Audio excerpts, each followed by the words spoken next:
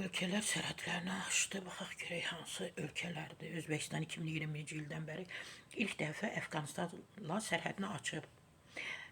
Təbii ki, mən də istinad edirəm Unikala. Unikal xəbər verir ki, bundan sonra hər il iki ölkənin vətəndaşları ölkələr arasında Termiz, Haytaron körpüsündən keçə bilərlər. Özbəkistan Respublikası Ticarət və Sənaye Palatasının məlumatına görə viza tələbləri qüvvədə qalır. Gedəcəklər, gələcəklər, körpülər açılıb, yollar açılıb, amma viza təbii ki qüvvədədir.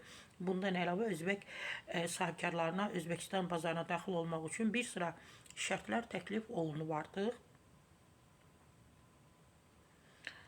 Haytaran və Məzari Səfirdə anbar icrası xərclərinin tam ödənilməsi, yəni şərtlərdən birisi Əfqanistanın 24 əyalətində reklam xərclərinin tam ödənilməsi. Bu təkliflər təbii ki iş adamlarına təklif olunub.